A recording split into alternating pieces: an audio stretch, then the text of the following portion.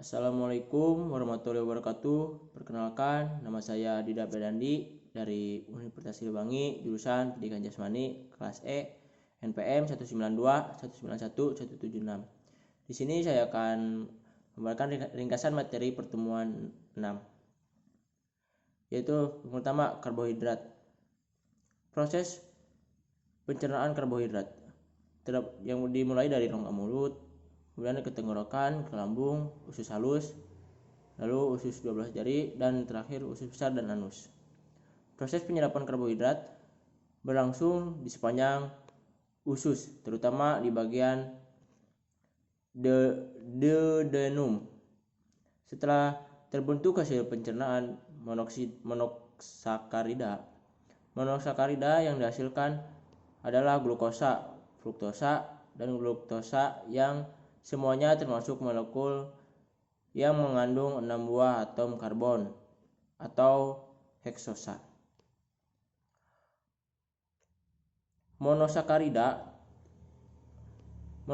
tersebut kemudian diabsorpsi melalui sel epitel usus halus dan diangkat oleh sistem sirkulasi darah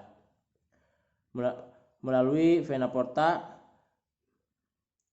Bila konsentrasi monosakarida di dalam usus halus atau pada mukosa sel cukup tinggi, absorpsi dilakukan secara pasif.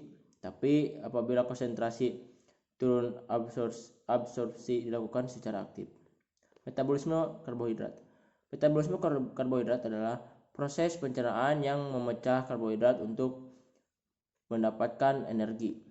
Manusia memperoleh karbohidrat dari makanannya. Makanan yang mengandung karbohidrat saat dikunyah akan dipecah oleh enzim ptyalin atau amilase dalam air liur menjadi glukosa. Selanjutnya ada lemak. Proses pencernaan lemak tidak terjadi di mulut dan lambung karena di tempat tersebut tidak terdapat enzim lipase yang dapat menghidrolisasi atau memecah lemak. Pencernaan lemak terjadi di dalam usus karena usus mengandung lipase. Proses penyerapan lemak. Penyerapan lemak hanya terjadi di usus halus setelah trigliserida dipecah menjadi asam lemak individu dan gliserol. Bersama dengan kolesterol, mereka akan bergabung menjadi struktur yang disebut misel. Asam lemak dan monogliserida meninggalkan misel dan berdiskusi melintasi membran untuk memasuki sel epitel usus. Metabolisme lemak. Metabolisme lemak adalah proses di mana asam lemak akan dicerna kemudian dipecahkan untuk menghasilkan energi atau disimpan di dalam tubuh sebagai cadangan energi.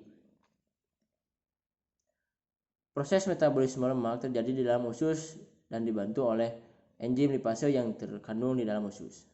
Selanjutnya ada protein.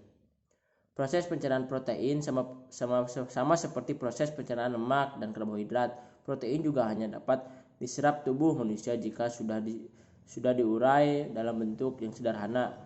Rangkaian proses pencernaan protein dimulai dari rongga mulut dan kerongkongan, kemudian ke lambung, lalu ke usus dan usus besar dan anus.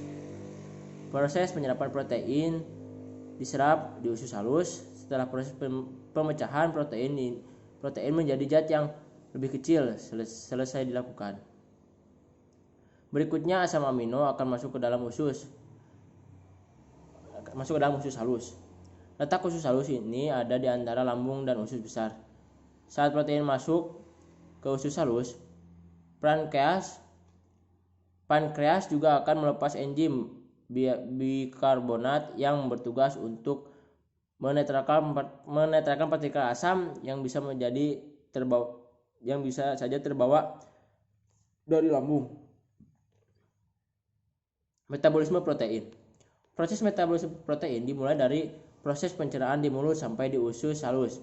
Dilanjutkan dengan proses metabolisme asam amino, yaitu sebagian besar zat makanan yang mengandung protein dipecah menjadi molekul-molekul yang lebih kecil terlebih dahulu sebelum diabsorpsi dari saluran pencernaan. Protein diabsorpsi di usus halus dan dalam bentuk asam amino, kemudian masuk ke darah. Dalam darah asam amino disebar ke seluruh sel untuk disimpan. Di dalam sel, asam amino disimpan dalam bentuk protein dengan menggunakan enzim. Hati merupakan jaringan utama untuk menyimpan dan mengolah protein. Perubahan kimia dalam proses pencernaan dilakukan dengan bantuan enzim-enzim saluran pencernaan yang mengkatalisis hidrolisis protein menjadi asam amino. Terima kasih, sekian yang dapat saya sampaikan. Mohon maaf apabila ada kesalahan. Assalamualaikum warahmatullahi wabarakatuh.